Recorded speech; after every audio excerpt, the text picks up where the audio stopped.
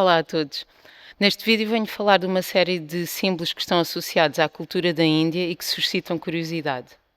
Fazem parte de rituais que são utilizados nos templos, em casas, nas roupas e até mesmo no próprio corpo. Para além do aspecto estético, eles têm todos também profundos significados. Vou começar pela swastika, que é um símbolo que gera uma justificada polémica, mas que é importante desmistificar. Por exemplo, eu tenho esta pulseira que tem umas swasticas desenhadas. Foi-me oferecida por um brahmana, um sacerdote, durante um ritual. E já não é a primeira vez que me perguntam, então, mas tu andas com uma swastika, não tens medo de ser associado ao regime nazi?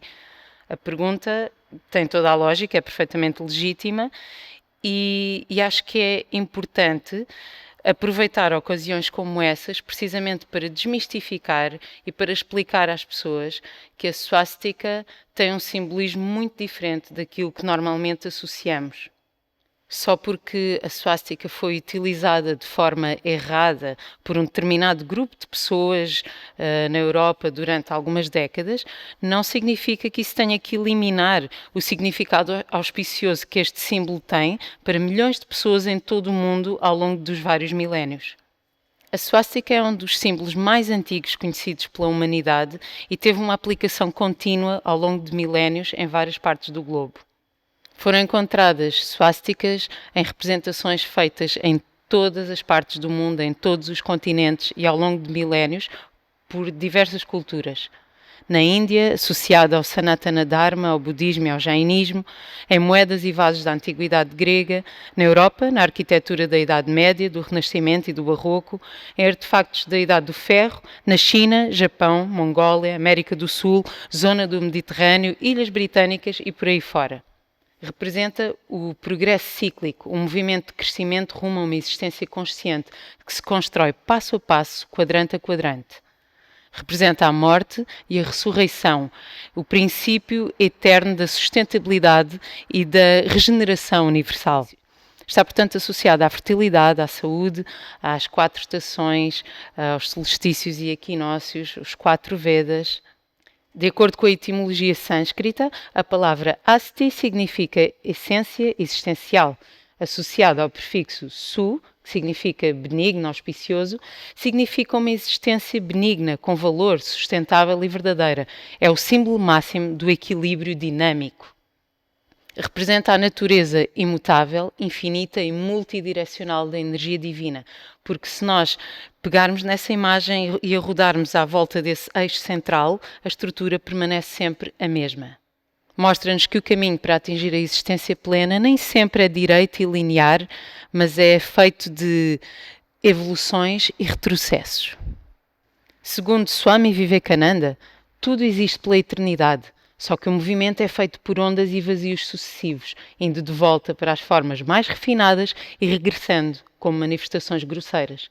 Esta involução e evolução acontecem em toda a natureza, todo o ciclo evolutivo, desde a manifestação mais básica de vida até à mais complexa. O mais perfeito homem foi, em dado momento, a evolução de qualquer outra coisa. Assim, este símbolo, que consiste num movimento rotativo ao redor de um eixo, é um símbolo de perpétua regeneração, renovação cósmica, sustentabilidade ecológica e progressão humana através de diferentes níveis. A sua utilização por diversos tipos de culturas ao longo do tempo sugere uma continuidade e uma troca de informação entre as diversas culturas. Cada cultura utilizava com um propósito um pouco diferente. Podia ser para atrair boa sorte, fortuna, para propósitos de cura, etc. Mas o princípio fundamental era sempre o mesmo: uma fase de transição cíclica. Por essa razão, a swastika é representada nos 16 samskaras, que são 16 ritos de passagem que são utilizados na cultura da Índia e que representam alguns momentos de transição muito importantes na vida do indivíduo. Começa com o nascimento, passa pela ingestão do primeiro alimento sólido, o casamento, o funeral, por aí fora. E, portanto, nesses momentos de transição é requerida toda a auspiciosidade possível e, por isso, utiliza-se então essa swastika como símbolo desse movimento cíclico e dessa transição de uma fase para outra.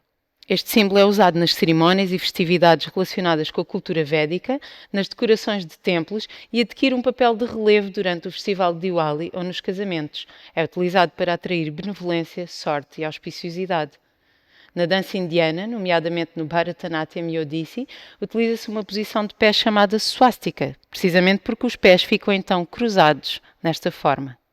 Mas como é que um símbolo que é visto como algo tão auspicioso por milhões de pessoas em todo o mundo pôde transformar-se numa coisa tão grotesca?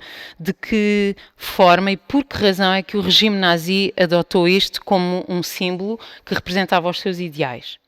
Foi em 1874, durante uma escavação feita na Turquia, naquilo que se julgava ser a antiga cidade de Troia, que foram encontrados alguns artefactos onde estava representada a swastika e que se tornou conhecida na Europa nessa altura. Cruzando estas descobertas com alguns textos do Rig Veda que falavam dos arianos, foi então usurpada pelo regime nazi toda esta simbologia e eles cruzaram informações completamente desconexas e utilizaram isso a seu favor para implementarem então o seu império de terror. Embora a palavra ariano designe alguém de natureza nobre, foi então utilizada sob esse falso pretexto esta palavra para designar uma raça que era superior, uma raça de pele clara que dominava as outras pessoas que supostamente seriam inferiores. Apesar dessa teoria da invasão ariana até já ter sido desconsiderada por muitos académicos, uma fraca compreensão do sânscrito, na altura associada a certos propósitos políticos, criou então toda esta interpretação que na verdade é um mito. A maioria dos hindus, especialmente aqueles que vivem em meios rurais e que não tinham assim grande acesso à informação na altura, nem sequer faziam ideia que na Europa estava a acontecer algo de terrível como o Holocausto. E quando ficaram a saber da utilização terrível que foi dada a esse símbolo, naturalmente isso gerou alguma revolta. Inclusivamente até hoje, muitos hindus são até vítimas de bullying por utilizarem a swastika, só porque as pessoas realmente não conhecem o seu significado original. Inclusivamente chegou a ser sugerido pela União Europeia que a swastika deixasse de ser utilizada na Europa devido a esse passado negro, e isso fez com que muitos hindus começassem então uma luta pelo direito à liberdade religiosa e pudessem falar sobre o verdadeiro significado deste símbolo. E graças a isso é que hoje podemos ter esta conversa aberta sobre a simbologia da swastika. Outro símbolo muito popular é o símbolo do Om, que é visto em muitos sítios, mas cuja compreensão escapa a muitos. O Om corresponde a uma vibração que é a origem de tudo e está em tudo. Passa por todas as esferas de existência e todas as dimensões, incluindo a nossa alma e todos os nossos corpos, como expliquei no episódio passado. Quando Shiva executa a sua dança cósmica, emana dos seus pés a vibração do Om destruindo os universos. Depois, Brahma medita nessa vibração Om, que se transforma em som e que reconstrói os universos que foram destruídos. É o som que emana da flauta de Krishna e que brota da testa de Kali. É o som que une tudo, que está em tudo. E assim como uma árvore é gerada a partir de uma semente, também o Om acaba por ser a semente de tudo, dos Vedas, do Gayatri, dos Upanishads, do Vedanta. O Om está presente nos aspectos Brahman, Paramatma e Bhagavan. Expliquei estes conceitos no 7º episódio. É conhecido como Shabda Brahman, Deus sob a forma de som, ou então Anahat, Deus sob a forma de vibração. Om é também um dos nomes de Shiva, e Krishna afirma no Bhagavad Gita 10.25, de todas as vibrações, eu sou o transcendental Om. Explicações sobre o Om são amplamente encontradas em vários textos védicos, inclusivamente os textos mais importantes começam com essa vibração. E existe, inclusivamente, um Upanishad que é inteiramente dedicado apenas a esse tema. É o Mandukya Upanishad e explica o seguinte. Hari Om. A palavra Om é tudo o que existe.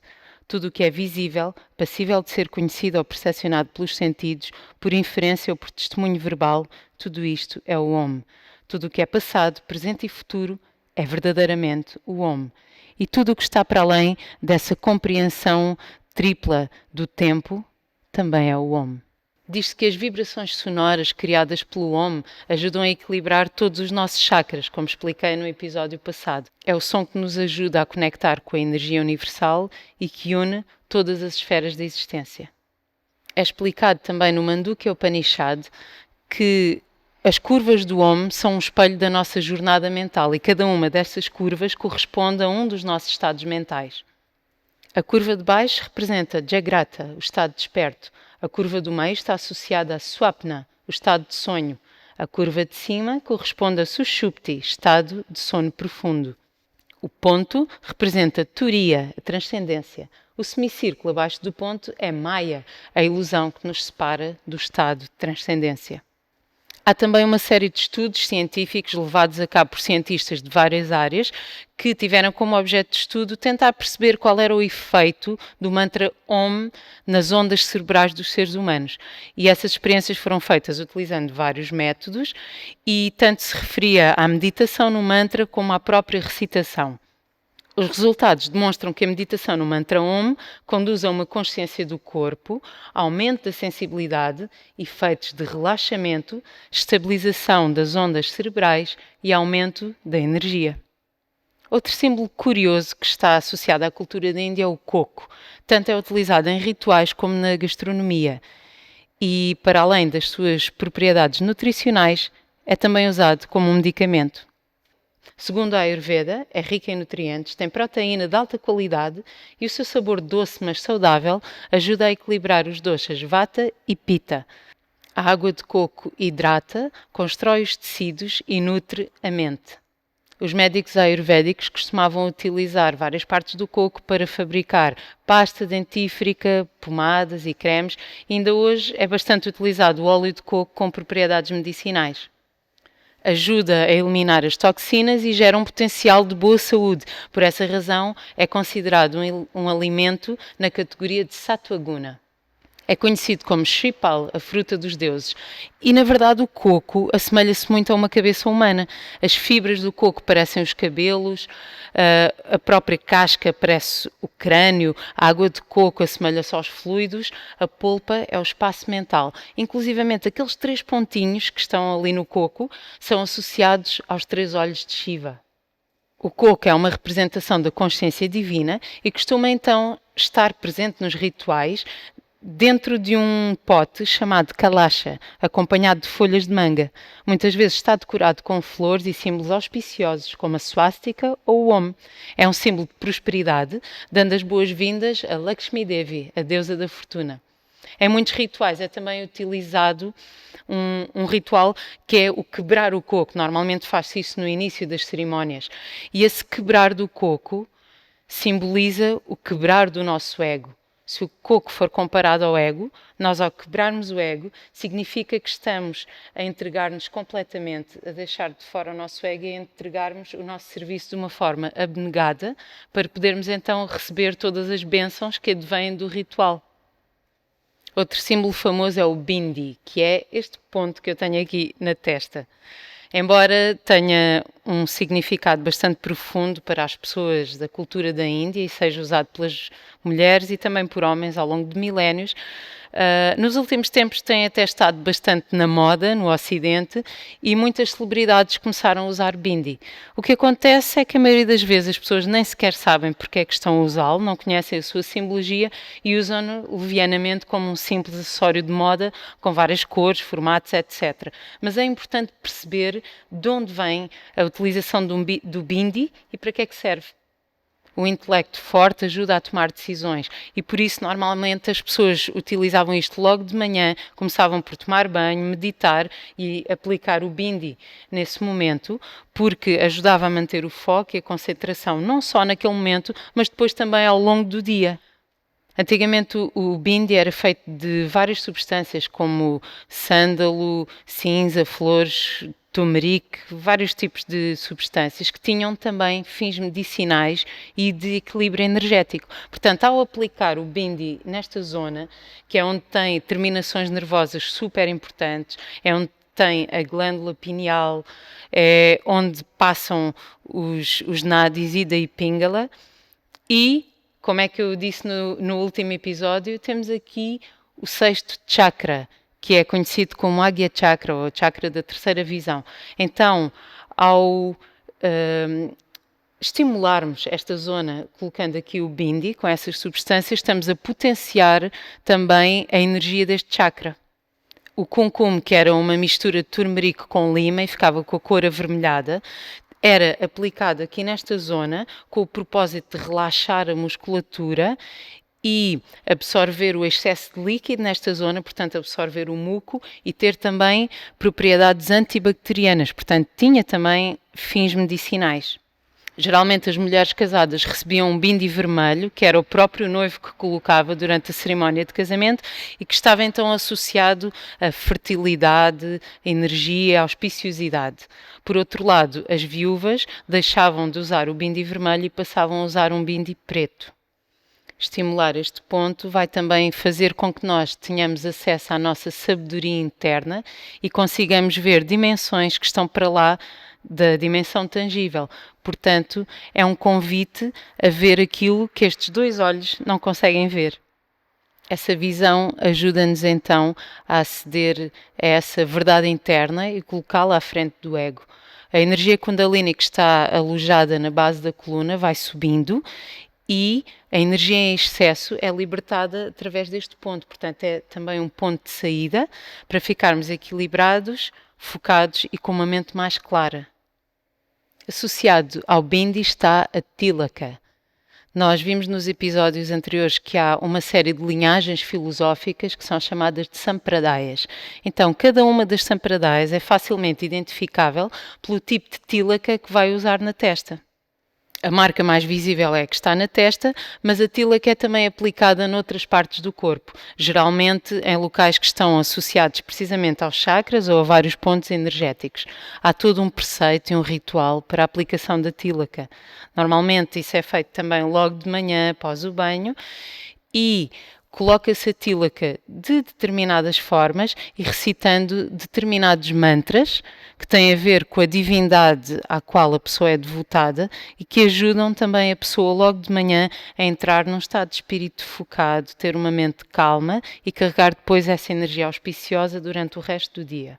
Normalmente a tilaka é feita de argila de rios, de cinzas de um fogo cerimonial, de sândalo ou de uma mistura de várias substâncias que, tal como o bindi, também vai ter esse efeito na saúde geral da pessoa. E como disse que há vários tipos de tilaka associados às várias sampradayas, posso dar alguns exemplos. Por exemplo, os devotos de Shiva normalmente usam 3 linhas horizontais e às vezes são acompanhadas também de um ponto vermelho. Os devotos de Vishnu usam uma tilaka em forma de V e que depois vai variar um pouquinho porque dentro da linha Vaishnava há depois várias outras linhas. Os devotos de Shakti, por exemplo, que é Durga Devi ou Kali Ma, utilizam às vezes só uma linha vermelha vertical ou às vezes uma combinação dessa tal gota vermelha com uma lua crescente e um ponto vermelho por baixo. Obrigada por assistirem mais este episódio. No próximo episódio vou falar de mais alguns símbolos, porque são muitos e não dá para falar de todos num só vídeo. Espero que continuem a seguir os vídeos do Dharma Seeker. Não se esqueçam de subscrever o canal de YouTube e fazer like nas páginas de Facebook e Instagram. Até à próxima e Namastê!